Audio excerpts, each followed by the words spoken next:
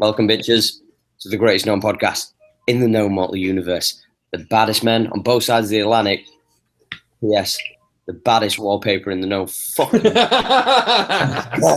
Let's go. Never forget it. Never forget it. Always represent it. Oh. You're joining myself, Ash, my dear friend Eddie. We are the Heel Hook Show. We're here to break down UFC Mexico City. Not Mexico, you bitches. It's Mexico City. Because I was getting all kinds of... Right. I was calling it Mexico. And I was like, some people got mad at me. So. Time out. Someone got mad about that? Yeah.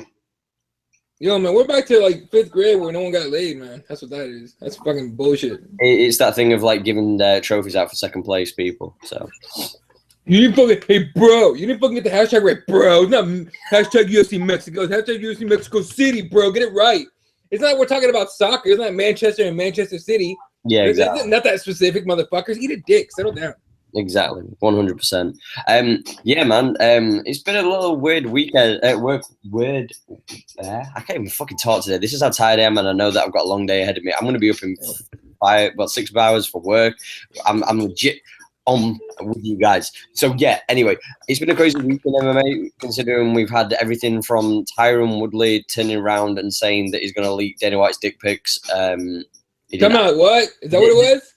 No, I don't think he was actually. But I'm throwing that out into the fucking universe because I pray that Tyron Woodley's just there with like a picture of Dana White's dick. Like, one day, push me, test me, I will leak that shit. It was just weird as fuck that Dana White was like, I don't Woodley says if you don't fucking make a public apology, like it's gonna be a problem. I'm gonna leak this shit, right? And then 10 minutes later, you see articles all over the place. Dana White says he cleared the air with Tyron Woodley. And Woodley's like, we're good. And I'm like, all right, the fuck did you have, dude? That was that powerful that Dana fucking White called you.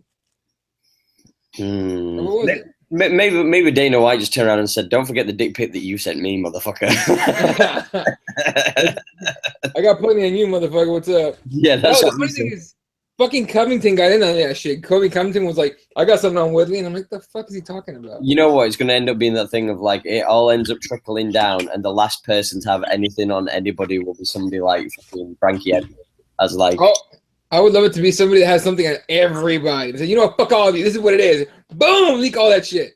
It'll probably, and you're going to hate this, but it'll probably be Connor, because Connor's got like little deviant little networks with everybody. It's like, oh, you want a payday? Oh, you want me to fight you? Oh, you want me to fight on that paper? They'll have like little networks within everybody. It might be, shit. Additional to that, I saw somebody tweet today. I'm very like not with it today, so I've kind of forgot the user who sent it out, but whoever it was, shout out to you. I think it was MMA Trader. They tweeted, who would you say the most unhate, like the guy in MMA or girl that you just can't hate, that they're just one person that you just would say is the most so easy, least likely person you could hate? Who would you say? Michelle Watterson. I don't know. Michelle, get the fuck out. She's not me. No, she might be the nicest. No, she might be the nicest human being on this planet. You can't hate her. Yeah, but she came out with a kid during the weigh-ins. It's like Angela Hill said, "I'm going to come out with my dog baby just to fuck you all over." What does that have to do with it? With hating her? Because it's just like it's just too nice, and it's like the Sage North. Oh my god, these motherfuckers! Right. No, but it's like the Sage Northcutt thing. You just go, "Oh, there's got to be a little bit of darkness to you," because I don't buy it all. Oh, I'm sure there is. If there is, she hasn't let it out yet. You know what I want to see? I want to see Paige Van Zandt's darkness. That bitch probably some nasty shit. You do, bro. Rolling with Eddie as already. Who doesn't want to see it? Who only want to see her dark spots? Yeah, exactly. Rolling on the real though, Michelle Watterson is the easy one for me. Who would your pick be? Yeah, I was torn between Chuck and I was torn between Randy Couture. Randy Couture because he's like fucking Captain America. And like everybody respects him. He fought some of the baddest people on the planet. He fought some people that, you know, we never gave him an opportunity to beat, even though he was in his 40s and he was still smashing folk. You know, he never talked trash. He always humbled people, like Tito and stuff like that. You know, he was respectful when he were having fights against people like Chuck. Randy's probably my pick because it's hard not to like the guy. It's hard to be. I can dislike him. I don't dislike him, but I found it was a time where I did. Really? For a while, I hated Randy Couture. When I hated it, I was just like annoyed by him. Okay. Because the whole Captain America thing seems so fake to me. You know what I mean? Like, there's like a little bit of like Mexican in you. Yeah, right. There's a lot of Mexican in me. I am, but the thing is, this it's not even that. It's like whenever I see this dude, it's like everyone talks so highly of him. I'm like, there's gotta be something there. And there's rumors and all this shit and stuff I don't want to get into because if it's not fact checked, I don't want to say it too much. But you can go out there and look at the rumors on Randy Couture. But at the same time, that's just what it is. Kind of what you said about Michelle Watterson. She's too nice. This guy can be full of shit. He just seems like a full of shit guy to me. That's fair. I just think, like I say, the thing is with Michelle Watterson, it's just like she got this massive push as being the cookie cutter mom. Yeah. And I was just like, oh, okay then. Okay. That's what you got to sell with her, dude. Oh, no, I agree. Play to your powers, play to your strengths. Right. But for sure, like, when I look at Randy, I think that, like, he's a fighter's fighter. He fought some dangerous folk. And he fought in 2 weight categories, and I don't know. I just think that he's probably, like, as far as I could see from an outside perspective, he'd probably be my guy. Because you could say anybody. You could turn around and say like Forrest Griffin.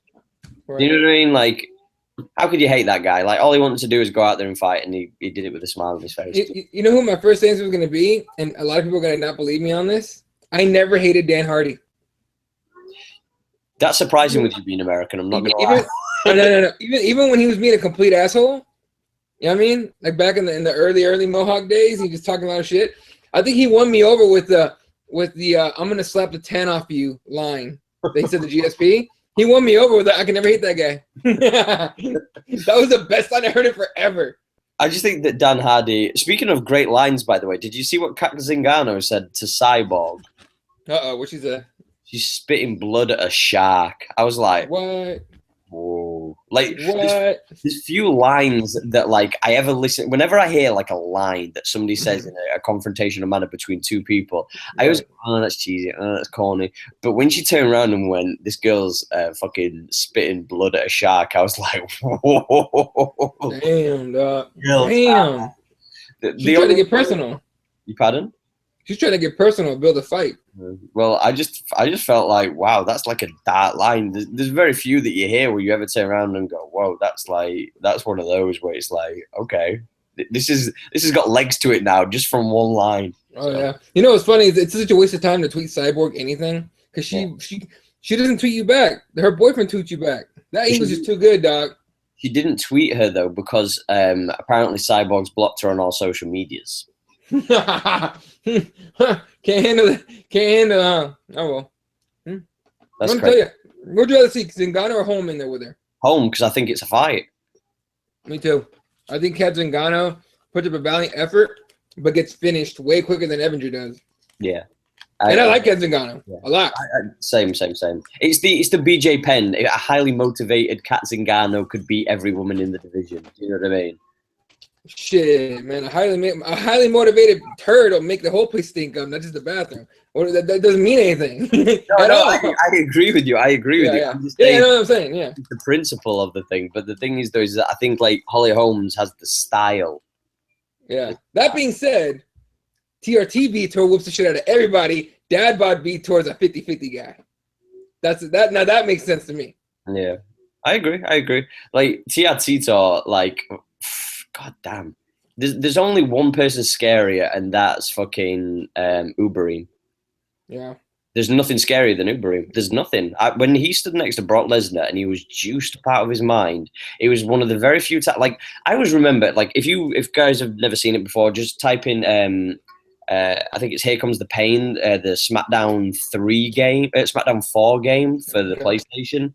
And when you see him on the front cover and his neck has got a neck on the neck and he's just there leaning forward and it's like, that's not human. That's not human. That's not human. What we are seeing in front of us is like a fucking gorilla fuck some white chick. Like, this is what we're seeing. This is some monster that's mated with a human, and this is what we're seeing. To see him like a skinny kid from like McDonald's, like next to this fucking freak from Holland, nah. Who'd you pick in that fight? Like when it went down. You picked over me too. Because I was just like, his abs have abs. That dude's gonna win. Fuck that shit. Well, the fact that I knew that Brock Lesnar had that fucking is it conjunctivitis or something? The thing that makes you shit yourself, like the one you have like stomach pains and stuff. Ate way too much meat and it's like intestine. You have to get rid of a bunch of his intestines and shit. Yeah, but, I think he had like so many feet of his or so many inches of his intestine there to cut out. The funny thing is that Dana White let that fight go on or happen, or the commission did, because all of us watching this shit at the weigh-ins were like, that motherfucker's juiced to hell. The other one's juiced. This one's juiced to fucking hell, like a motherfucker. Like his veins are juicing themselves. Like it's fucking ridiculous how crazy juicy was and how obvious it was. Yeah, and they said let that fight go. I think it was one of those where like everybody's joking about the John Jones Brock thing and saying, "Oh, let him juice, dude," and it's like, well, did John Jones really juice, or did he just legit use dodgy dick pills just because he wanted to get his dick hard? Like, what are we talking about?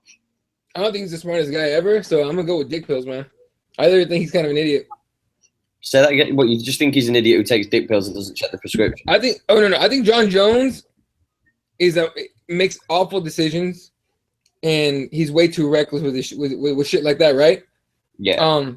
You know, that being said, it's just like it's John fucking Jones, man. Fucking A. Like you know what I like that he said in the post-fight conference? He's like, I'm kind of a wild motherfucker. I was like, I like that. I can respect that. That's honesty. Now he goes and sandblasts hookers. Let's go. Hey, if he says it, go for it, dude. I ain't gonna stop you. I don't give a fuck. He could be the biggest rock star in MMA. And I mean like a legit rock star. Like not Conor who has a missus and, you know, he's having a kid but he goes around rocking weird clothes. I'm talking like a legit guy who's like, I'm not fighting for 6 months. Why are you not fighting for 6 months? I'm going to go and do some cocaine in Colombia. Peace. Like, why? Like, I know the USADA would try and find him, but he's like, I'm gone for 2 weeks. You ain't seeing me for shit. Yeah, fuck you guys. I'm off the grid, bro. And by the way, I'm taking all the dick pills with me. That's what he's going to say. All the dick pills. All of them. Every last one of the dick pills. But for the people of viewing, please make sure that you like and subscribe to the channel. Also, don't forget to hit us up in the chat. Anything you've got to say, let us know. We'll try and address it. This is going to be a shooter because we're on a very tight schedule because both of us are up ridiculous, but we had to make sure that we came with fire for this UFC Mexico City card. Yeah, but I'm with you, bro. Like, I want to see John Jones while out, and I just don't want him to do anything where he's gonna get caught, though. That's the thing for me. You know what I mean? Like, yeah, let's just turn a blind eye to John Jones. I mean, like just like Joe Rogan said about Brock Lesnar, who do we got to bribe? Yeah, just take a blind eye, dude. Let us see some shit. Like at this point, look, can we just be honest about this? And you tell me what you think. Where the line between sport and entertainment is so thin now. This is what I've been saying about it, about MMA. The line is so thin, somebody poked holes in this bitch. Yeah. Now, what the best music you ever heard, 90% of it easily from like bands that were fucked up when they wrote those songs, right? Yeah. Like Jimi Hendrix and all those kind of guys. Yeah, heroin, all of this shit. All right. I mean, John Jones fights great coked out. What do you want to do? You know what I mean? But it's such a mix now. It's starting to become sports entertainment. This is looking like WWE now. It's fucking crazy. The scary thing is though, is if that was a sober John Jones. Yeah. I kind of want to see sober John Jones keep going then, because that was really fucking smart. He fought a smart fight. Exactly. He took some damage, but he fought a really smart fight. I can respect that. But the thing is though, is and I know I'm going to get so much heat for this, and fuck all y'all guys who are dick riding fucking DC, and you know, like all y'all were booing him before, so don't come at me with all that bullshit. don't at me, bro. Don't at me, bro.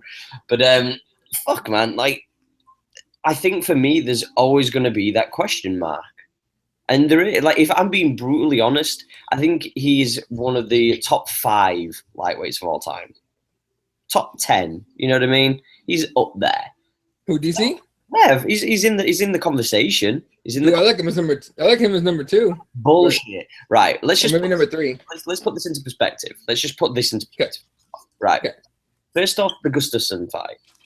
All right. Some people argue again the same way they did with Jones against Gus. That Gus potentially could have won that fight. I thought he did. I thought Gus beat John Jones potentially. I went back and watched it, and I thought that Jones edged the 5th. But with the DC fight, I thought it was kind of obvious that Gus won. I had Gus in the Jones fight, But I think what turned the tide was that stupid spinning elbow. Yeah. That caught him. That one elbow, I think, won the fight for Jones. I think it was that damn close. But what about the DC Gus? that one, I thought Gus won that night. But you got to beat the champion. What did John Jones just do? Right. You don't have to beat the champion. You have to win the fight. No, for sure. I get that. But I mean, like you're talking about Houston, Texas. Who's, Texas is not the greatest commission ever. Their judges aren't the greatest judges ever. You know what I mean? Yeah. I mean, shit. What happened in Houston where who got fucking? You think Diego Sanchez got screwed, or was the other way around? Ross Pearson got screwed. I mean, and badly. I mean, you and I were probably like, "What the fuck is going on here?" I lost my. I was weirded out. I was like, "What the fuck is this?" So they were not going to give Gus a closer decision. There's no way. Even if some of them thought he won it, they weren't going to give it to him. It's just weird how that works out. That being said, I had a score for Gus. I thought Gus won that night at 192. So with that same thing said, like shout out to Nick Micro, fuck John Jones, but he is one of the greatest of all time, 100. My boy Nick Pilecki was good.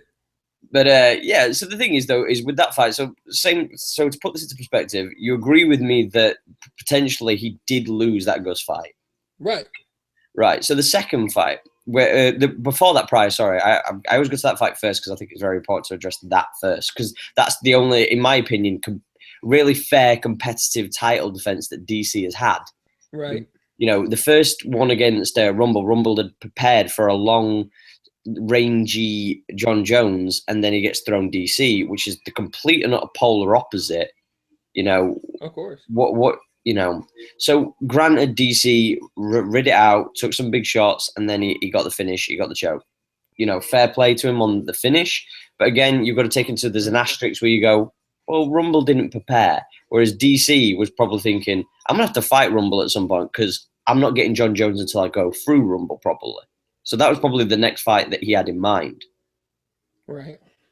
So you move to the third fight when he actually faces Rumble and it's all prepared and we know that this fight's happening. There's no ifs, buts, and maybes. Then we find out that Rumble already was going to quit regardless of the result. Anybody who's anybody, if you don't believe when you step into that cage that you're going to win, you're going to keep fighting, don't go into the cage. We've seen so many people who are going, I already knew I was going to retire before this fight, this, that, and the other. And when they go in and they haven't already announced it, they tend to do really badly. Look at Miesha Tate. I didn't think was she going to retire beforehand? Or when she fought at 205? When she fought at 205? Yeah, where I think Rocky Pennington pieced her up. Yeah, but she said that I already knew I was going to retire before the fight. Yeah, but I don't. God, I wish that wasn't. I hope that's not true. I hope she's bullshit when she said that just to make herself feel better. That's shitty. But okay. So basically, the point you're making is that DC's fights against AJ shouldn't really count. I'm not saying that they shouldn't really count. I'm just saying there's an asterisk next to them. There's an asterisk next to the Rumble fights, and there's one next to the Gus fight, and his three titled. Well, one's a title win, and two of them are title defenses. And then when he finally gets somebody who's not retiring, finally, just dedicated to the fight, and just knocks him out and finishes him. He doesn't even leave it into the hands of the judges so he can get screwed. Okay, are we in agreement that if John Jones or that if DC had won against John Jones this last weekend, that we're not even having this conversation? No.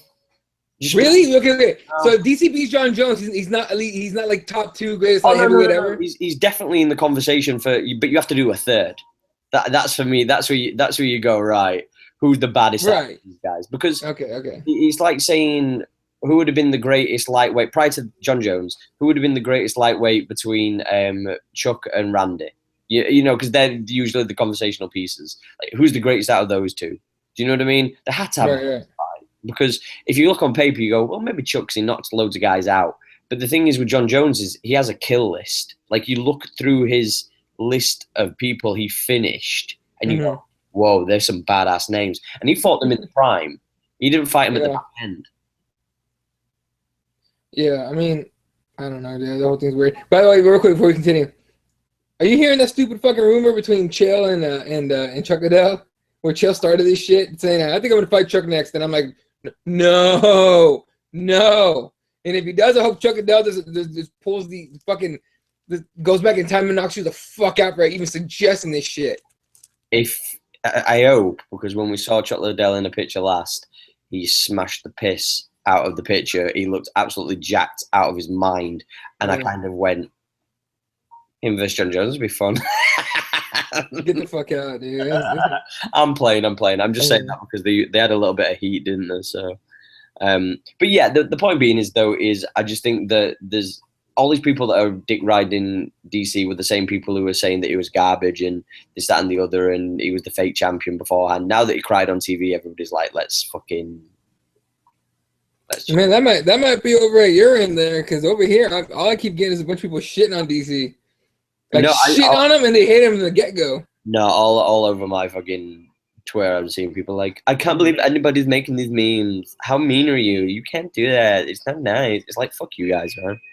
I think the part that bothered me about people making fun of him and crying and shit is that it was such a true emotion. Like, it was weird. It's hard to, I mean, like Fred was saying it yesterday on the Keyboard Warriors, that that it was just, that's pretty much a 40-year-old man crying. That's very hard to get, especially from a fighter. That was so real to where. He cried last time. Huh? He cried last time. Yeah.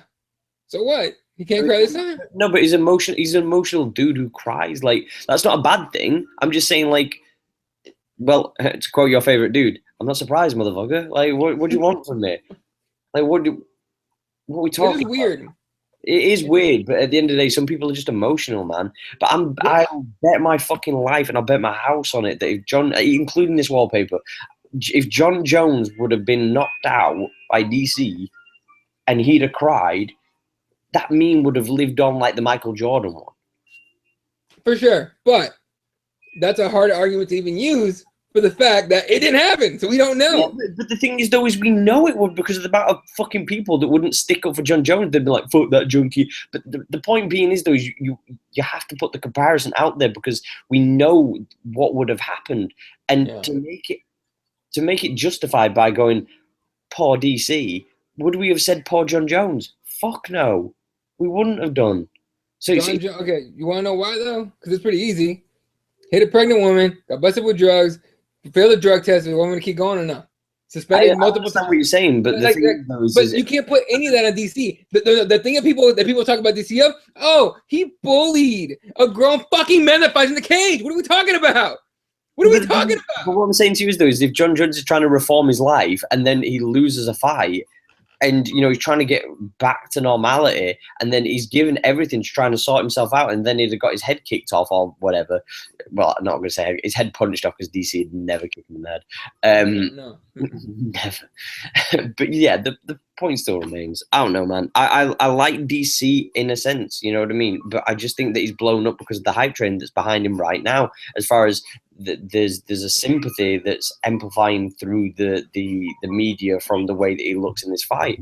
I'm not saying that we should bully him because he cried. I don't. There's many fighters we've seen tear up and cry when certain things have not gone the way, or even when it has gone the way. I'm not saying we should judge him on that, but I'm just saying that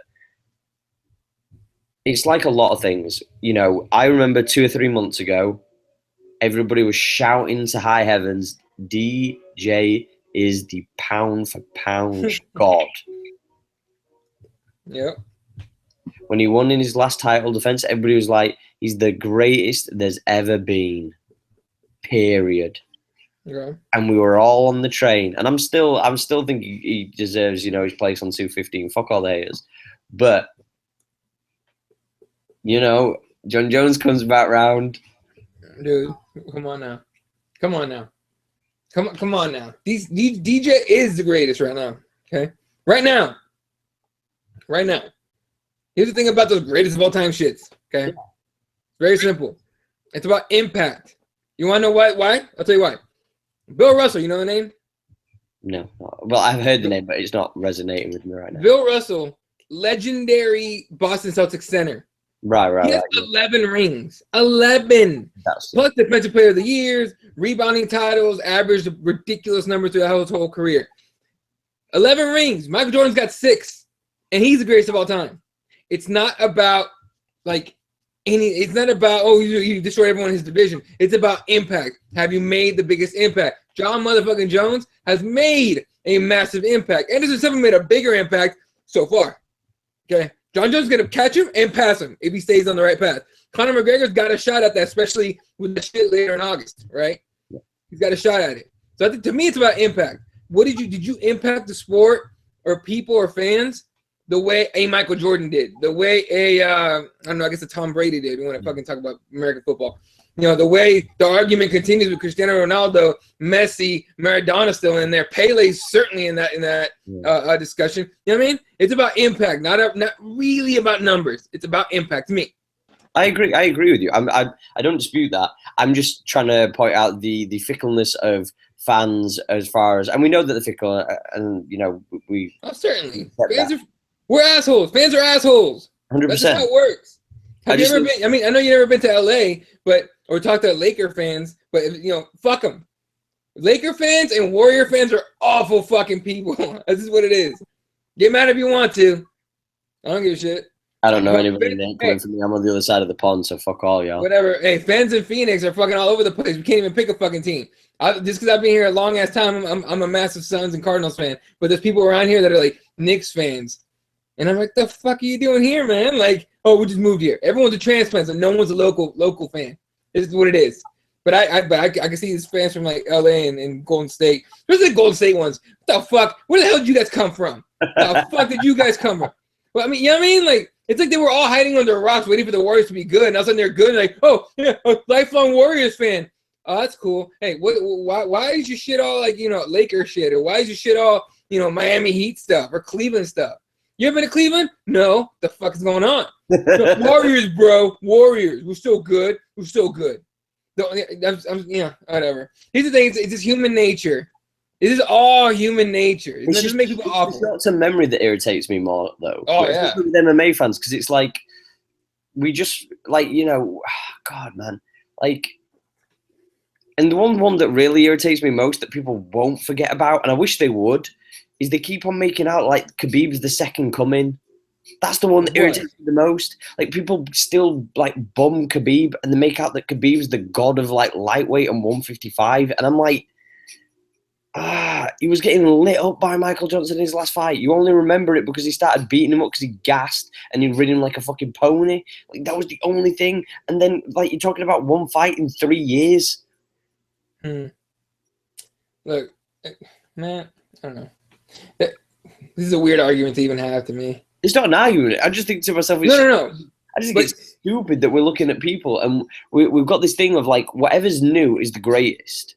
Like, when did that change? Do you know what I mean? Like, for example, like you said with Michael Jordan, like, that conversation of Michael Jordan being the greatest of all time is one that was always just him. You know, there were Kobe and, you know, there was other people that kind of got named as great players, but they weren't put in the position next to that plateau that Jordan was on until, like, LeBron in recent years. But that took a fucking hell of a long time. Like, I'm talking about, like, they're there. Like, that's there now. It's like, some people could argue that. But with MMA, it's like, every other week somebody's the greatest of all time. Like, I don't even understand. And I'm being, you know, huge Conor, dick rider, nut hugger, whatever you want to call it. But how is Conor third on the pound for pound list? I don't know. He shouldn't be. Still. What? Like, time out. What has Conor done to be number 2? No, he's number 3. He's number 3. Oh, but that's only after reinserting John Jones. It's weird. What was Conor before? He was second, I believe. Oh shit! For a guy that never defended his title, it's kind of a fun one. Yeah, but I think you've got to take. I think that I put it like this. I understand why he was second after he achieved what he achieved. But, like, after people like DC were winning fights, which are, you know, fair play to him, but winning fights, and Joanna and people like that are winning fights and stuff, for sure, let's bump Conor down after a while. It's the same thing I said about the Korean Zombie. You can't go for a 3-year hiatus to go and be in the military and then come back, have one win and become 5th. Like, I'm sorry. I can't. Well, bullshit.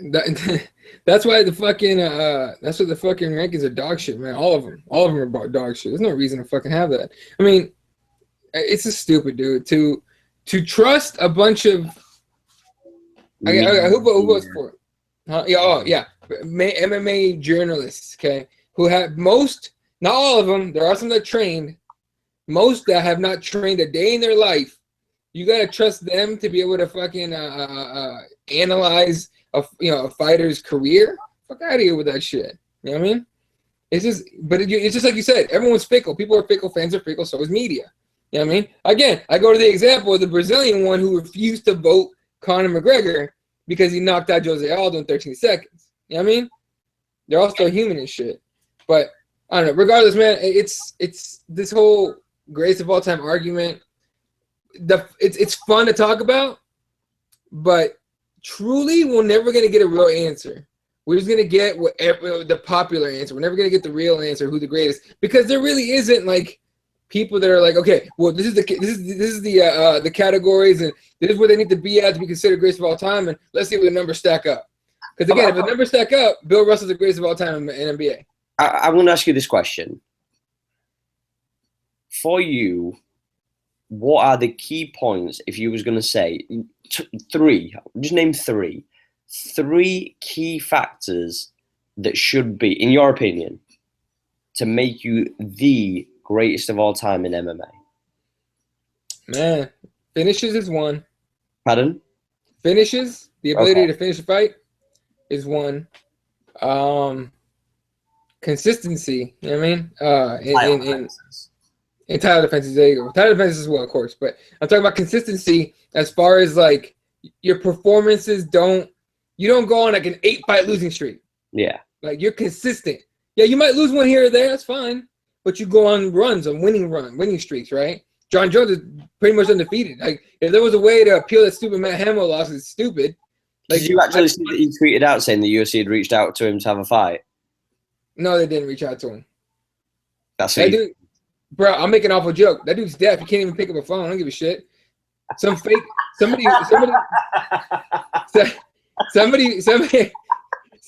gotta apologize to my hand on that one. But somebody made a fake UFC email. Probably hit him up. Like probably misspelled everything and all that shit, saying like, Matt, do you want to come back and you want to give John Jones a rematch? John Jones takes that fight with one arm and wins. I don't give a shit. Fuck out of here. Why are people trying to kill Matt Hamill? Why are people trying to kill Matt Hamill, dude? Yeah, like the last time we saw Matt Hamill, he got his ass whooped badly. Oh, I actually thought that John Jones was going to murder him in that fight. Shit, the elbows are pretty sharp.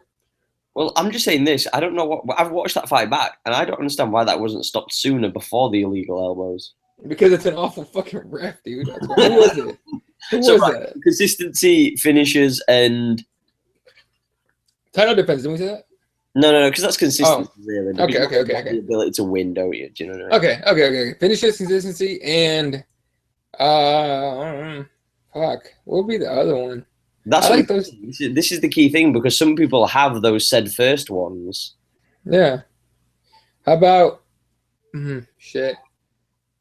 What do we look for? I mean, man. This is earnings? Subjective. Not earnings. Well, here's the thing. It's like we're looking. Somebody would need to come up with the fucking categories to roll on, right? To figure out. But then people are gonna be like, no, fuck that guy. Isn't what he's talking about. We're gonna make up our own. That's what I'm saying. It's just gonna be a fun little argument everyone can have forever. Oh, I agree. I'm just asking your opinion because I'm intrigued because I agree with you. I think title defense and like / consistency of winning. Yeah.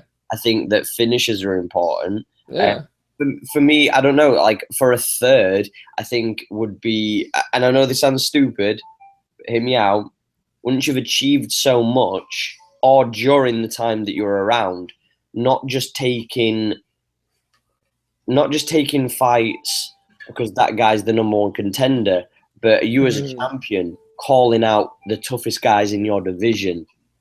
So taking super fights, so taking risks. So like for me, Joanna, wanting to fight Shevchenko, like she has nothing to prove. Joanna is the baddest chick on the planet, in my opinion. And she's like, I'll fight somebody who's already beat me 2 times in kickboxing. I'll fight her at 125 in MMA. I don't give a fuck. On 2 days' notice, a day notice, I don't give a shit. That the balls to turn around and say, like, if John Jones went, I'm not saying it's, I'm not saying it's like a great fight, but like if John Jones was to fight Brock, that adds him up for me because I think, wow, he's stepping up to 240 pounds. Brock's going to be like 280 when they actually fucking rehydrate him. Yeah. He's going to be fighting a big boy. That takes a lot of balls, man. Brock's like 3 bills when he's rehydrated, ain't he? Well, all I know is when he's in wrestling, like when he's out of competition, yeah. about 300, and he has to. Fuck. Yeah, and he cuts down to like 265.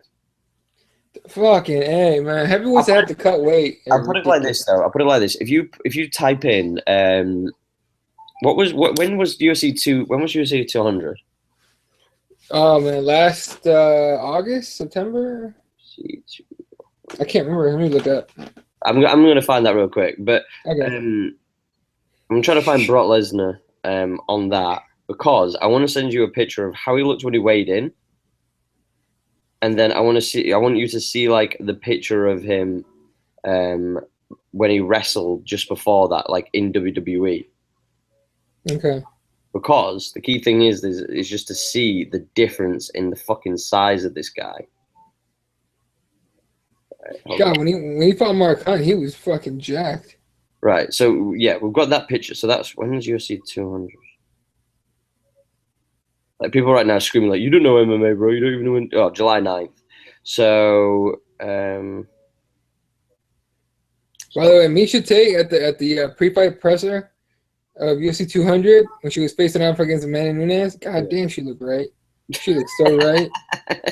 Bro, oh man, Miesha Tate though, yo, she fine. She know how to dress, all that shit. Good for her. Right, fuck you, Brian Caraway. Yeah, but you're bigger than him. It's fine. You could smash that. I wish. That dude Jiu-Jitsu is gonna be retarded. Yeah, but your fucking overhand's gonna fuck him up also. So come on. Shit, boy, I ain't gonna challenge him. I'll say that much. I'd if I was you, I'd fancy my chances. I'm just saying. Really? Okay. Yeah. Okay. I always think, like as long like I always think there's a degree of talent, but if you have an understanding for martial arts, I think you'll always have a high opportunity in a fight. So right, these are the pictures. I'm about to send in the DM, so I'm hitting DMs. So like you look at Brock. Pictures. These were all from the pay-per-view from like about 6 months before this. Gee, he's fucking huge. And then you look at him with the picture I send you below, and that's him at UFC 200. So Holy shit! So can you see where that 40 pounds, well, 35 pounds disappears? Yeah. Like you only have to look at his arms to see how more defined they get. Yeah, and his stomach as well, and his chest. Dude, how are you that big? You got abs? That's fucking retarded. They're not. But it's just not the same. He's not built. No, it's not. He's not born the same we were. Did you know? I know. Like he was made in a lab somewhere with Captain America and shit. Like the fuck. Anyway, let's get into this UFC. Why was I going to say New Mexico? Mexico City. How many Mexicos is there in the States, by the way? In the States? Yeah. Mexico City's in Mexico, bro. I thought Mexico City was in the States. Fuck no. Why would that happen? Well, look, time out. Mexico. Look, man, the president in power right now is trying to kick me and my homies out the country. Think they're gonna let a city be named Mexico City? Well, this is out of here with that bullshit. This is in New Mexico. Yeah, fucking. I'm gonna leave it. I'm gonna leave it at there about New Mexico. It's a place no one ever wants to go to. Right, let's start. Skip it. We'll go to the main card. We're just going to go into this heavy. Let's just start with Sam Alvey versus Rashad Evans. Sam Alvey versus Rashad Evans. What a fucking man! What a fall from grace for old sugar Rashad Evans. The fuck? It's because he's older, but he's also taking some damage. But he's one of those guys. He came in that era where all you needed was a couple things, and you were fucking great. You were a great athlete as well. Yeah. You know what I mean? But then you get a John Jones who has skill, athleticism, everything you need in a martial artist. You get your ass whooped and you start tumbling down. And that's the funny thing the reason I laugh about this fight is not because I'm laughing at the guys, but was it New York wouldn't sanction Rashad Evans, wouldn't clear him? And then and Toronto wouldn't clear him. Yeah. Canada. They had to go to Mexico to get this guy a fight. Like, I wonder what's wrong with Rashad Evans that everyone else knows. You know what I'm saying? Like, please believe you can bribe everybody. This is what it is. But it's just, I want to know what's wrong with Rashad Evans that's scaring the fuck out of two other commissions, two big commissions, mind you. Even though Nysak is incompetent as fuck. The New York one surprises me more than the Toronto one, because the New York certainly the New York one's like, oh yeah, you guys gonna fight, cool, yeah, whatever. Whereas like we know that like Canada's got a history of putting on fights, that they're very experienced and they know. Whereas like New York's like, yeah, knee people in the face and stuff, it's cool. Like, I don't really care. But yeah, I get where you're coming from. The only thing is though is in a way, I think this is set up for Sam Alvey to win, because let's be honest, if you get beat by Dan Kelly, all due respect, come on. Yeah, the Dan Kelly with no ankles. That dude's got no ankles. Literally, his fucked him up. His legs are only connected together with tape, dog. Like, he has no knees. Like, he should have a fucking tape company like Braun or something fucking sponsor his ass. Like, what the fuck? But yeah, I mean, look, I want to say it's set up for Sam Alvey to win, but he's got a lot more to gain out of this than Rashad Evans. This to me is Rashad Evans' swan song. Oh, where is he from? Do you know? Who? Sam Alvey? No. Evans.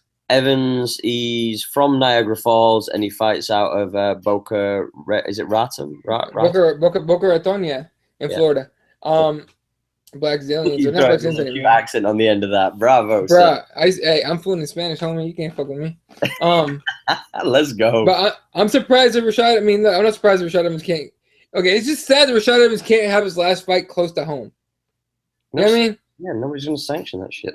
Especially, yeah. But Sam Alvey knocks him out this weekend. It's over. Like, it's over. Dana White's gonna call you or he's gonna sit down with Rashad Evans and have that little, hey man, you shouldn't fight any more competitions that he had with Chuck Liddell. And you know what's gonna happen? Rashad Evans is gonna go to Bellator. And he can and go get knocked out there and embarrass the shit out of yourself. Get paid, mind you. Get paid, Rashad Evans. Okay. But if Rashad Evans is knocked out this weekend, okay, he's gonna go to Bellator and be competitive at best. Yeah. I don't think he knocks anybody out. You know what I mean? It just doesn't matter. I wish they would have let him fight in New York, because I think he would have retired. You know what I mean? I think he's gonna retire after this shit. I hope so, because I've said this before. There's seeing Bigfoot Silva is supposed to be fighting Rico at Glory 46. Oh my God! What? No! What? Yeah, it's supposed to be fighting Rico Verhoeven, is it? Do we not give a fuck about fighters? Do we want to? We want to see a dead man in the cage, don't we? That's what we want to see. Oh, Melvin nearly got fucking killed, didn't he, the other day? Yeah, what the fuck is that about? Well, these guys are hanging on so long. This is what's sad about fighters not getting paid. That's why they're doing it. They ain't doing it because they like going in there getting their heads racked off. Most of them do it because the money wasn't there and they're trying to collect as much as they can for the time's up. I think as well, though, what's really sad about it is the fall from grace. Oh, yeah. Like, as far as MMA is concerned, and everybody who says it, MMA, at the end of the day, no one cares about you. As far as like the MMA gods and the way that it plays out and whatnot. In MMA, nobody gives a fuck about it. Like the people who always, and this is why, and whatever, you can wince, moan, whatever, but this is why Conor has it right. Get in, get out. Do not stay around, because when you lose badly, nobody's gonna pick you up. Nobody. No, certainly. Nobody's gonna pick you up. And here's the thing about it too. When he said that, when it came out and said, I'm here for a limited time. I'm gonna get rich. I'm gonna get the fuck out of Dodge, right? I was like, I applauded him for it. I was like, fuck yeah, like, and he wasn't on a crazy, like, he wasn't like the Conor he is now. I mean, he was entertaining and everything, and everyone kind of wondered what he was. People still doubted him. But when he said that, I was like, this kid's got a head on straight. Fuck yeah, get the hell out of here. I mean, get as much as you can and get the fuck out before you hate me. You don't want to be, what do they say? You don't want to be the one where the sport's done with you. You want to be done with the sport. Yeah, you don't want to be that guy. You don't want to be Rashad Evans or one more fight in Mexico City. You want to be Bigfoot Silva's about to get murdered by who? How do we say his last name? Rico Verhoeven. Verhoeven, thank you, Verhoeven. And you don't want to be Chuck Liddell hanging on too long. I mean, you don't want to hang on too long. Yeah. Because it goes from people respecting you to you almost being annoying. Like, people pity you, and as a fighter, that must be insane. ask BJ Penn how that feels. Exactly. I was here in fucking Phoenix when he fought Yair Rodriguez like this in the stands. I was in the stands like this, bro. I was just like, oh god, he's gonna fuck him up. Oh, he's gonna fuck him, and then he fucked him up, and I was like, God, like I enjoyed the hell out of that night, but I left that arena sad. I felt sad that I seen that. You know what I mean? Because so hard, man. I just wish that he had gotten a good, at least a good performance. He didn't even get a good performance. He got fucked up. Dennis Seaver tagged him up. Fuck. So listen to you boys and girls out there, trying to get a career guy in fighting. Be done with the sport. Don't have it be done with you. Don't hang out too fucking long. Get in, get the fuck out. Get money. Get money.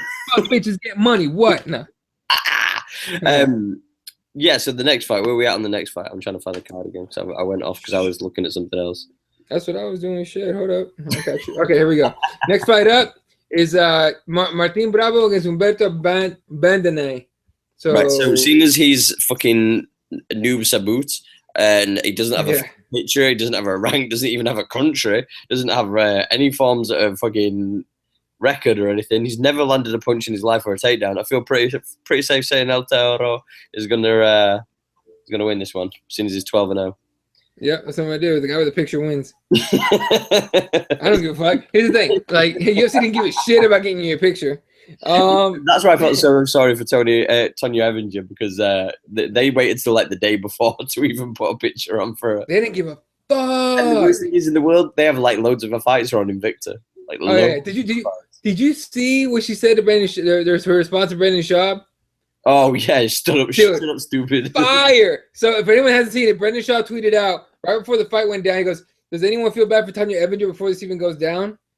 Does anybody else feel bad for Tonya Evinger before the fight even has happened yet?" And she replied, "Shut up, stupid."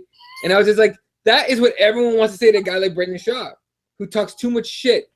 He's like, "Shut up, stupid." I just love when he gets owned. The other thing too, I think maybe you showed me the Robin Black thing. Did you show that to me, dude? I think I did. Dude, that's one of my favorite videos of all time. Robin Black, like MMA analyst extraordinaire, talking to Brandon Schaub, about to ask him this like fucking deep ass MMA fucking question. And he goes, "Which one is pussy like?" And the whole place explodes. It's like, fuck, I wish I would have been in the crowd for that one. That's awesome. Fuck's sake. One thing I will want to say, just to shout out real quickly, as well, just before we get into the next fight, just want to give a shout out to Justin Golightly, Secret Moves MMA. He announced today that he's going to be working with bjpen.com.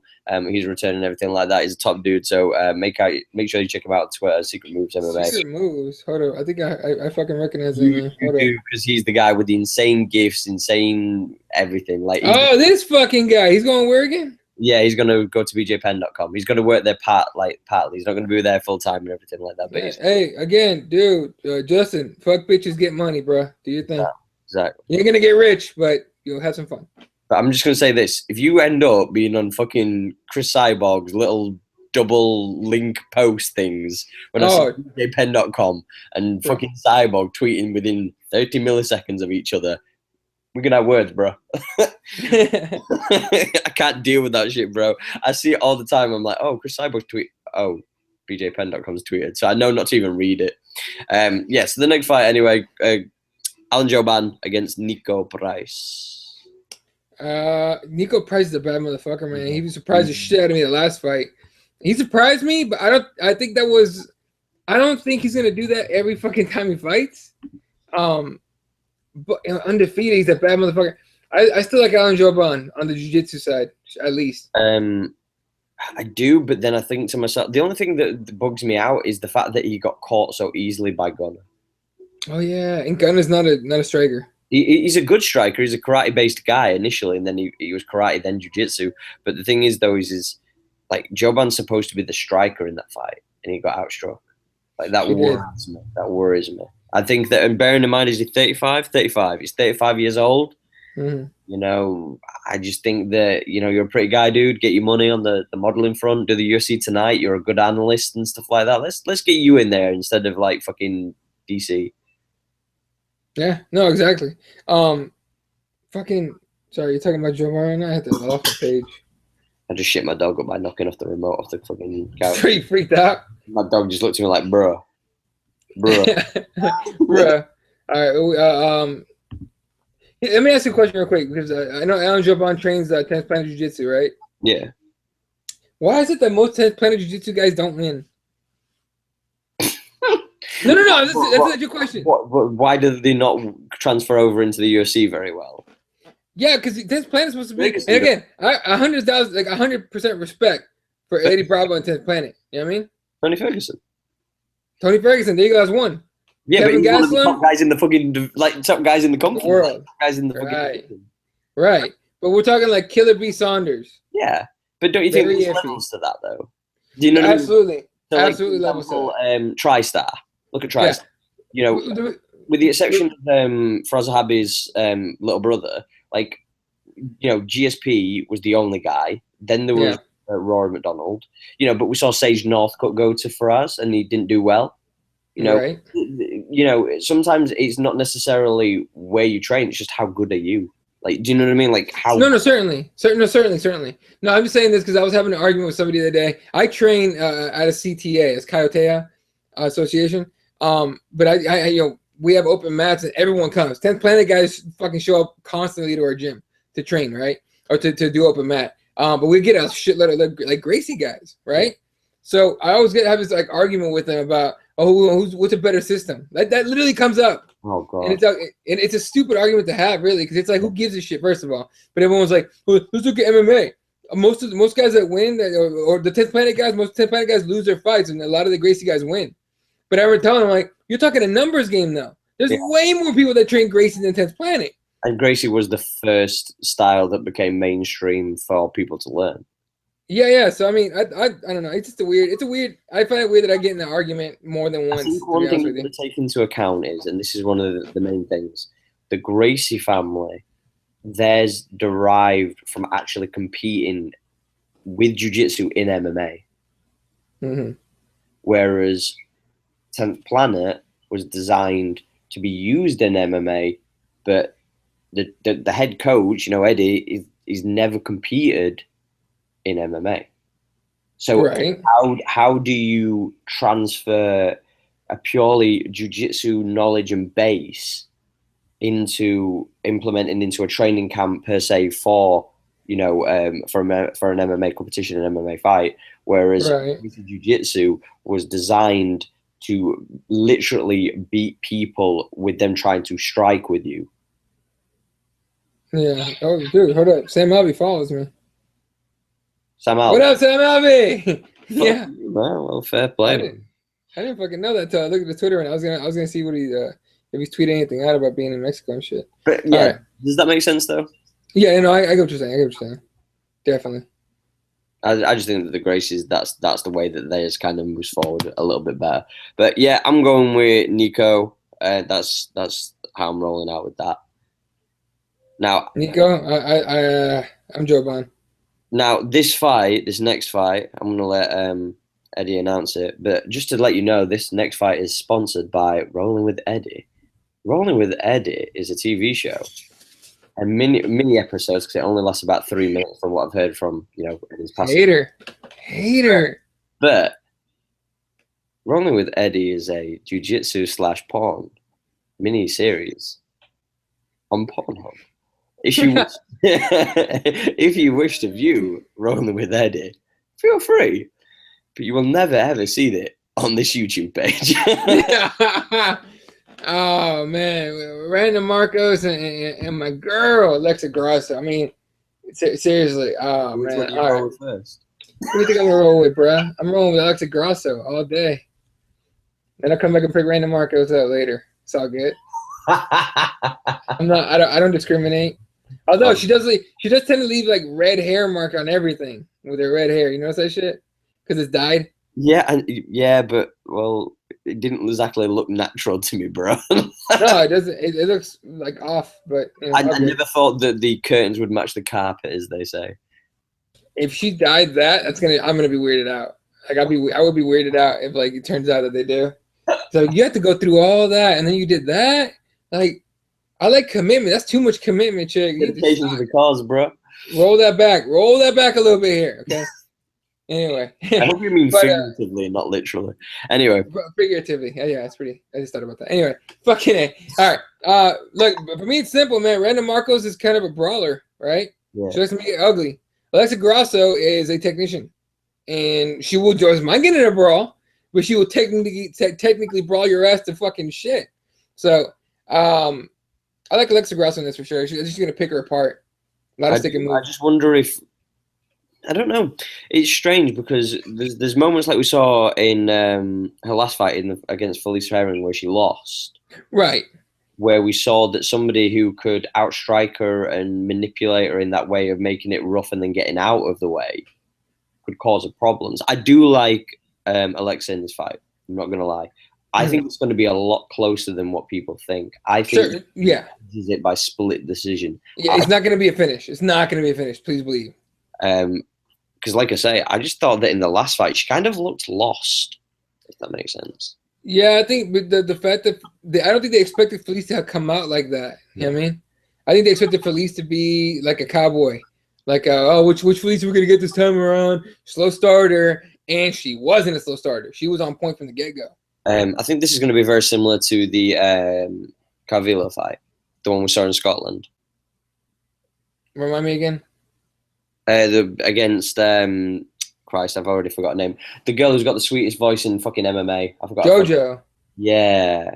Oh yeah. No, you know I'm with that. Yeah, because there was a lot of times right there where I thought JoJo was Foxville, and she fought out of that shit. So yeah, I'd agree with that. I think it's gonna be close like that type of fight. But I'm gonna go with a split decision, and I'm gonna go with Alexa Grasso. Yeah, likewise. Well, this is the one where I've gone back and forth all day when I've been trying to decide with this fight, and I'm not even bullshitting. I'm being straight up here. Yeah, I hear you. But Sergio Perez and Brandon, is it Moreno or? Yeah, Brandon Moreno. Yeah. I've gone back and forth with this fight so many times, and I'm still kind of undecided. And I'm going to probably go with the controversial decision here, and I'm going to say that Sergio Perez gets the finish. Ooh, finish. Yes. I don't see a finish from either guy. I think we're about to see not a brawl. We're gonna see a good fight. I just think Sergio's gonna be one of those that wants to run a little bit. I think we'll see. It just depends, man. But here's the thing about Brandon Moreno and Sergio Perez. Here's Brandon Moreno's last 3 fights because he only had 3 in the UFC.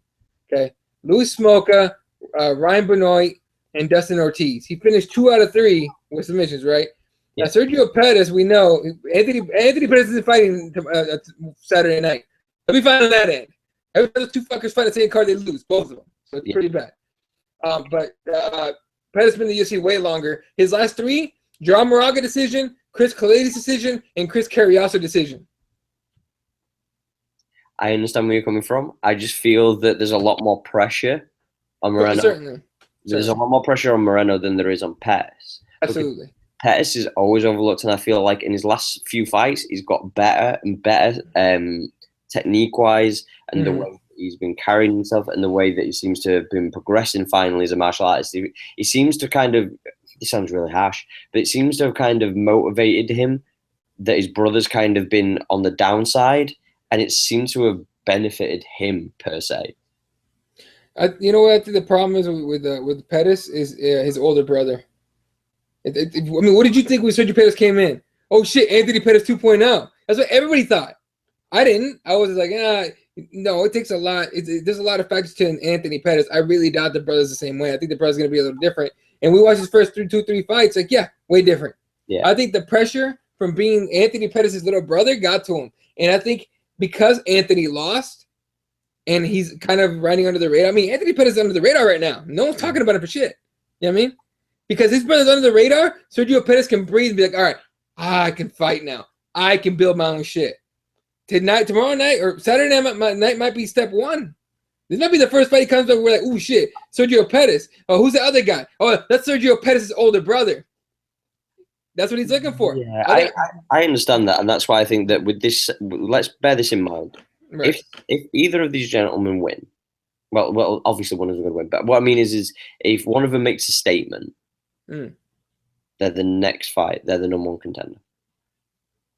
This is 125. Yeah, fuck yeah, dude. I mean, who else are you gonna throw in there? 6th and 7th, bear in mind. Yeah. Rankings. Yeah, no. The winner's gonna be a contender, or can at least claim to it.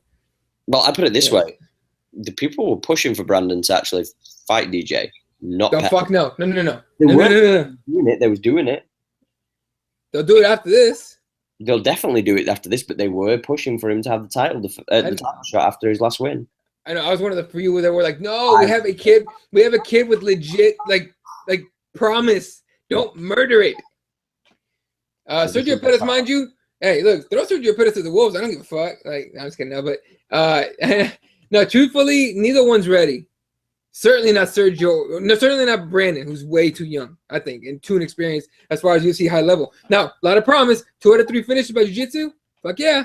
But you know, it's Sergio Pettis is a decision machine. I think right now, I'd rather see Sergio fight him or see Sergio fight him first before Brandon.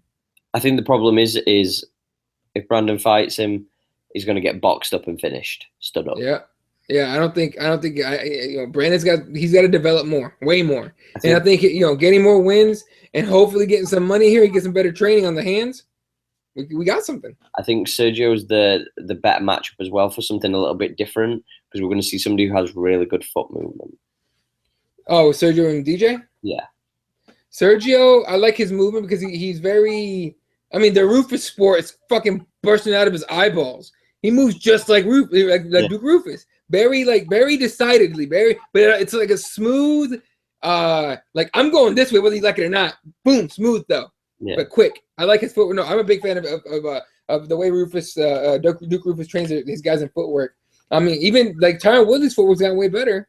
You know what I mean? Tyron Woodley, ever since he got there, he can get away from shots. He can get away from fighters too, man. I'm not fighting that guy. I'm not fighting that guy either. Fuck that guy. He does a lot of that shit. Thanks, Duke. No, I'm just fucking with you. But let's be serious. I just think Sergio's more experienced. And just like you said, improved enough, I think, to at least in the shallow fucking bowl contenders we got at 125, be like the number one guy. And certainly if he wins on Saturday. If he wins on Saturday, that's the fight. Pettis DJ.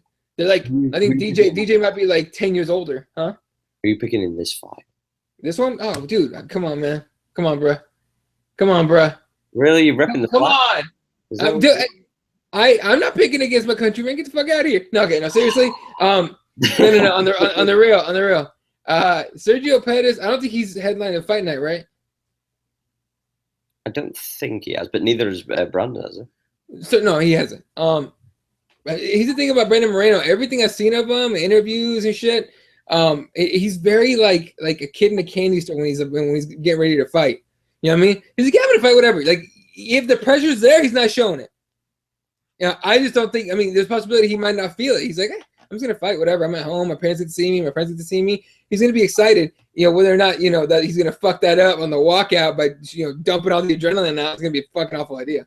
But I like Brandon Moreno almost based on the fact that I mean he's at home, dude. He's dropping off for the hometown. Not to mention if it goes to a split decision, which way we're leaning on this. We're not it ain't gonna be Pettis' night. It's gonna be Brandon Moreno be a split decision / judges, bro. No, but I like Brandon Moreno because I think he's going to get the fight to the ground, and he's going to give Sergio Pettis a lot of problems. Mind you, Sergio Pettis is not a punk on the ground either, so it's going to be fun to watch. I'm looking forward to it. I think the only problem is, though, is just this card is kind of like the afterburner of 214. It's kind of a fuck it card. Like, we got this date, we got to fill it. Where is it? Mexico. Shit. Did we really tell them we're going to do that one? Yeah, we did, Dana. What do you want to do? Fuck. Oh, God damn it. What Mexico do we have free? He opened the book. He's like, who's available? Yeah, give him Brandon Moreno and Sergio Pettis for main event. I don't know. Throw whoever the fuck this guy is. Noob Sabat, thank you. Throw that guy in there. Hey, what's up? Hey, Rashad, what up? You want to fight? You want to fight? All right, give me a second. Hang on. Yeah. Sam Alvey? Sam Alvey? All right, boom. There you go. What fight do you want to put that at, Dana? Make it like the 4th fight. on the fucking main card. Don't even put it as a co-main event or the main event. Fuck. And what do you want to do? Hold on a second. And then he put the book on the wall, started throwing darts at that bitch, and whoever fucking landed is who's fighting. He doesn't give a fuck. You think Sean Shelby does that? Sean Shelby? Yeah. Sean Shelby stays the fuck out of Dana White's way. That's what he does. That guy doesn't do shit. He just suggests like event, like fights, and Dana probably has to check off on motherfuckers. But he's a Sean Shelby. You know what? People that were bitching about the UFC before, like we had no idea what we had with Joe Silva. How much fun was it when Joe Silva was around? Sean Shelby and this new fucker come in, and it's like, oh great, like, oh well, that's a fight, really, really, that fight. You know what I mean, we get a lot of that shit these days because of Sean Shelby and this guy. Well, though, we have to kind of this is gonna sound weird, and I know this sounds a bit stupid, but do you think though the reason why comparing them is a bit unfair because Sean Shelby's in a different era, and in fairness, Conor kind of changed how everything kind of got booked. Like Sean Shelby's in this one where it's like, right, we want to have big fights, make it happen. So instead of like going, oh, we're going to slowly build a number one contender and we're going to have this guy face this guy and this guy, oh, that'll be a fun fight. Now it's just how quick can we get a marquee fight out there? Absolutely. Fair as fuck. You know why though? It's just, he understands this shit now. Everyone at the UFC understands the way that things are done now. It's about big fights and making money. You and I understand this shit now. It seems like nobody else does. Like most of the media gets it, but they're gonna go, "Oh, it's not fucking fair, bro. It's not fucking fair. What the fuck? How come? Conor McGregor? I know I give Conor McGregor a lot of shit for the Dennis Siver fight, but how come Conor McGregor gets a title shot with a win over Dennis Siver? What the fuck is that? That's the new MMA. That's the new UFC, motherfuckers. All right, UFC does this shit. They make money fights. Bellator makes old geezer fights that get your attention because of clickbait. That's what happens. It's the new nothing. Forget the word fair in all of combat sports, in all of it. In all of it. Somehow, Conor McGregor and Floyd Mayweather are overshadowing a legit fight, way more legit fight, in Canelo and Triple G. That's a legit boxing match. This one's the other one's a circus, but it's overshadowing it because of the names. You know what I mean? Throw fair out of your combat sports vocabulary. That word will never be used in combat sports ever again. You know what I mean? Conor McGregor in the money fight era. I think I just wrote a book. Oh God, Jesus Christ! You just came up. You know that Ariel Luan just stole that. I made the name of his next book, right? Oh, for sure. He steals everything else. Oh. But I'm fucking around. Let's go. I don't talk to the guy who shit. But or watch. I'd love to have him on the show, by the way, just to like actually question certain things and see what he'd do. He'd cry on the show for 2 hours afterwards. It was so unfair to me. Yeah. You know what? Dana's a bully. Join my association. Yeah. That's all it's gonna be. I genuinely like the thought of like having controversial people on the show, though, just to kind of ask them the question so they can actually address it and see if they'd have the balls to do it. I have a name, but I don't want to throw it out there. Fuck you! Don't be scared. Let's do it. Let's go. Oh no, dude! You saw what happened with your homie that was asked for a fucking apology. Oh shit! God damn, Mr. Edwards, Jim. Let's do it. Jim Edwards comes on. I will mediate, and you and him go toe to toe. Let's go. By the way, that's a goofy sounding motherfucker. I didn't hear. I've heard the voice before at press conferences. Yeah. But someone put the camera in his face, which is a mistake. And they put a camera in his face, and I matched face to voice. And I'm like, oh, that's Jim. That's Jim Edwards. Wow, I think that's really what he sounds like. Yeah. Wow, I'm sort of disappointed. Like, okay, well, hey, like John Morgan sounds like John fucking Morgan. Ariel Helwani sounds like a pussy, so it's Ariel Helwani. Oh. Luke Thomas sounds like a Luke Thomas. Jim Edwards' voice sounds like a fucking castrated 12-year-old. Like it's just the weirdest British accent I've ever heard in my life. It's way too loud. I'm with you, dude. Like, I'll be honest, the first time I didn't like recognize, like you say, the face of the name. But then when I first kind of started looking at the media kind of aspect of it all, but the funny thing was though is like when I actually saw like pictures of him not taken by him, so like people who had taken a picture of him, I was like, whoa, this guy does not look like he does in his profile picture. He is one of those guys. He's like one of those chicks who would like only post from the neck up because she's fat from the shoulders down. Let me ask something real quick before you finish your point here. Actually, no. Well, go ahead and finish it because this might take a couple minutes. No, that was just it. Go. Do you think? And I've had this discussion before with actual other like MMA media. I could knock out most of them. I could knock out journalists. I could knock out most of them. I agree. No, me too. But here's the thing. I always ask people, I'm like, journalists, like, shouldn't you at least try to train a little bit? So you have your opinion, I think would have a little bit more weight because you know what you're talking about. Yeah, I think that's why Rob Black's so revered. Yeah. I think Rob Black literally, do I think that some of the things that he says are right? No. Do I think that some of the things that people who I really do respect, like Dan Toms, who does like breakdowns, he does super awesome in-depth breakdowns. But there's moments where I look and go, I don't really agree with that. Yeah. I know he trains, but again, all of it's an opinion. It's what you see that somebody else might not see. But I do agree that I think doing some form of training is so highly important, because I think that as well, one of the other things, and this sounds really stupid, but when you watch, I'll put it this way: the first time I ever got put in a triangle is not how I thought that being put in a triangle would feel. No. So when I see now somebody get put in a triangle or attempted, I have a total different outlook of going, he's got it, to, nah, he's cool. Like I see complete enough a difference of whether he's got it or hasn't got it. When people go for heel hooks, there's been moments where I'm looking, I'm like, he ain't got shit, and it's like, yeah. because I know how that exact picture that I see in front of me, I know how that feels. The same with punches. When I see people shoulder roll and I hear slaps where, like with the gloves, slap the arms, and you hear a big slap, and people are like, I've got friends over and they're going, oh, and I'm like, it went off his arm. Yeah, nothing happened. Yeah. So yeah, I agree with you. I think that training is highly important, because you can study as much tape as you want, but until you know what it looks like and how it feels when it hits those certain shots, you don't really get it. You don't get it. Like, I've never been hit with an elbow in the head, but I can estimate. Like, that's something I'm pretty safe that I don't never have to hit. Like, I never have to. Like, there's some guys that probably shouldn't train, and I'm not making fun of them. Just their physical, just their bodies probably aren't ready for that. Like, I'm guaranteed no one's telling John Morgan to go train. Hey, no one's telling Joey Diaz trains. He's big as fuck. Joey Diaz is a savage.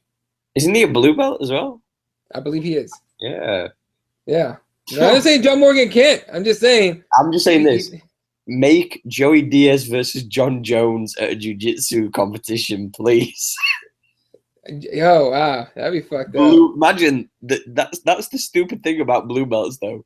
Like, or ranking, should I say, in martial arts or any martial arts. Like, John Jones is the same level belt in jiu-jitsu as Joey Diaz. Shit, up until recently, me and John Jones were the same fucking belt ranking. Yeah, but the thing though is like, I look at you and I go, well, physically, it's kind of like okay to compete against him. Like, I don't fancy your chances. I'm going to be legit, brother. I don't either. I'm 5'10", bro. I go up to about his belly button. I don't know what the fuck. You could give him a blowjob, let's be fair. But anyway, the point being is, though.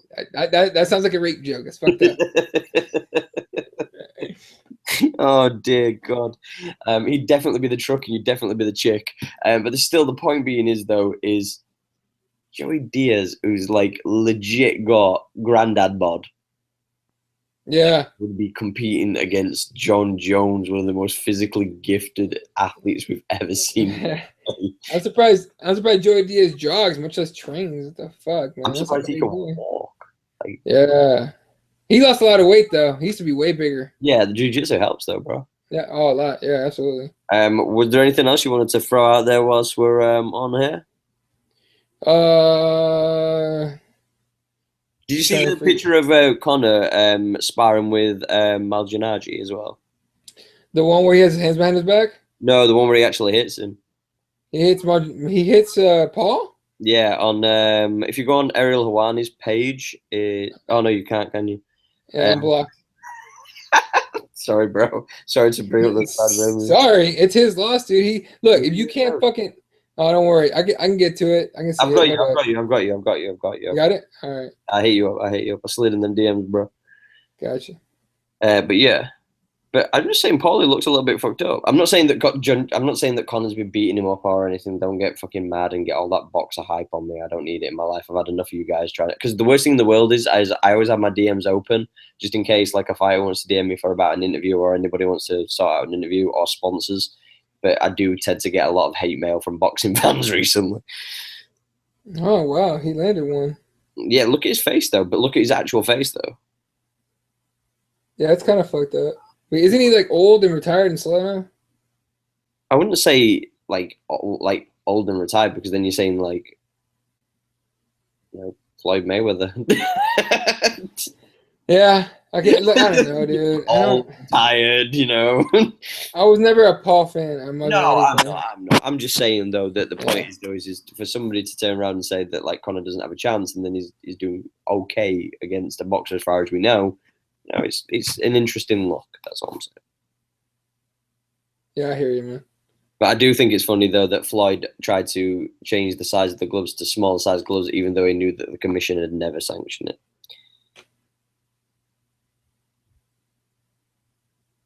What up? I said that I'm fuck you, man. Like rolling with it, sliding in some DMs, them filthy. Hey man, hey, I was swiping right a couple times. Oh, bro. Anyway, we really do need to make that Rolling with Eddie show. No, what I was saying was though is like fuck, what was it? I don't even know what I was saying. What the fuck was I even saying? That's how tired we both are, dude. No, the gloves. Right. The 8 ounces? Yeah, the 8 ounces. Apparently the commission would never sanction it because you can only use gloves if you're down at 147 and below, I believe was the same. Yeah.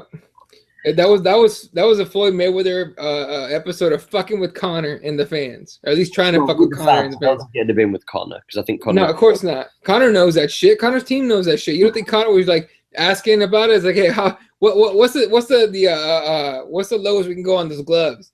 Like a long time ago. He knew that shit. But Mayweather knew that shit. He threw it out there to get people talking. You know what I mean? Because most people won't fact check. Most people won't pay attention to that. Yeah, you can't use 8 ounce gloves at 154 pounds. I think the lowest you can use that as 147. Yeah, 147 is the lowest you can use 8 ounce gloves. Yeah, so unless both of them want to cut that low, that ain't happening. Who would you fancy? I know this is just a one-off question, but who would you fancy if they went down to 147? Oh man, you're talking about a point of diminishing returns. We've seen Conor McGregor look like total shit at 145, like physically. You know, at the weigh-ins, and I think it'd be easier for Floyd Mayweather to make that weight. But if they do allow 8 ounce gloves, we've seen Conor's power at 45. I think he has a better chance of beating Floyd at 45 than he does at 54. Just my opinion, but I was kind of thinking the same, just because the replenishment, and he still seems to carry the power. Because the power has always been there. I mean, again, 13 seconds. Yeah. Position beats timing and all that jazz. Yeah. On that note, ladies and gentlemen, we're going to wrap up because man's going to be up in 5 hours because he's a beast, and I'm sure Eddie got all kinds of rolling with cheat guys to be doing with. Swiping right, bro. Honestly, we're going to make that show. So, like, I'm going to make that thing. We're going to do a little fucking vote thing and see if we can make Rolling with Eddie a thing. All right. I'm down. Fuck it. Super creeper. Right. Shout out to all of our sponsors, starting with Bain, BAIN store.com. Head over to Bain, they're a jiu-jitsu and athletic apparel. Honestly, they do some of the coolest things as far as like actual artwork. They do spats, they do rash guards. They're in the process of being all sent out from the people who pre-ordered the official logo. They do hoodies, t-shirts, mugs. The mugs, white belts, tears, you know what it is. Plenty of them cried. Like I say, check out bainstore.com. All your jiu-jitsu heads. Get yourself your rash guards, get your spats, all that good stuff. And then you're set to roll. What more could you want? When you go onto the website, make sure that you use the code word, the heel hook. All one word, gets you 10% off your entire order. It doesn't matter if you spend £10, £20, £50. They deliver worldwide. I think they're based in Canada now, but they were originally from the UK. But they deliver all around the world, so don't worry about it. Just get you send that 10% off, and then you don't have to worry about a goddamn thing. Lastly, shout out to Receptra, RECEPTRA, motherfuckers. Naturals.com. If you want to go in the States and you want to order some beautiful CBD and hemp extracts, they do topicals, they do oils, they do different strengths of the oils. Beautiful for inflammation, to assist with it and recover from whether you're training or you just did everyday wear and tear. I couldn't recommend them higher enough. They also there's medical studies that show that it helps with other things like cancer. It helps with epilepsy. Some people say with the focus. Some people say it helps with arthritis. There's many other things that are health benefits, but I couldn't recommend CBD oils. Just research it. It's a beautiful thing. Is Receptra. It's all home. It's all family and farm grown, so it's not like done in some processed kind of bullshit. It's all organic. So make sure that you check out Receptra Naturals.com. If you're in the States, that's RECEPTRA Naturals.com if you're in the States. If you're in the UK, it's ReceptraGlobal.com. Or if you're in Europe. I always say that now because we're not part of the EU. I don't know why. We're still part of Europe, but I don't know. But yeah, so RECEPTRA Global.com and use the code word, the heel hook, get 10% off your entire order. Heal your body, get it real good. Receptra. Make sure that you like and subscribe to the channel for people who are viewing it. We appreciate all the love. Make sure you check us out on the Heel Hook, on the Heel Hook Show if you're on Twitter. Also make sure that you check us out on Instagram. That's the Heel Hook. We're on iTunes. We're on SoundCloud, and that's just the Heel Hook. Where can they find you, Eddie? Find me on Twitter at Elaw31. Of course, the page is at crossmMMA.com. Goes right to our shows. Please subscribe, share our shit, and tune in for all the shows and stuff. Did you get that tweet I sent you? Oh, good God. Isn't that so much fun? I want to see that happen. I know no one else can see it, but somebody made, and if I knew the person's like Twitter handle, I'd throw it out there. But somebody made those UFC 2 little like tail to tape things of Helwani and Dana White. Dana White fucks up Ariel Helwani in a fight. Of course, because he's juiced up out of his mind. He got fatty. You seen him? He looked kind of big. Yeah, but like if you don't train often enough and you do steroids, Helwani could pick at him a little bit. Just, what's up? Just knows him. That's what I'm saying. Picking him with the nose. Like, is it the kind of thing like the Randy Couture thing where he used to grind up the ear? Oh, it's such a douchey thing to do. But I was a fan. It was pretty funny. I 100% believe that Dana White's gonna say. Because the fact is 1 minute he's ripped, next he's really fat, and I always think, okay. But yeah, make sure you follow me as well on Twitter. That's Astral Lamprey. That's ASHLEYLAMPREY. You can check out all of our links in the descriptions. Again, thank you all for tuning in. We love you guys. You're the best bitches in the entire world, and we love you. From me and Eddie, peace out. A-tie down, you fuckers.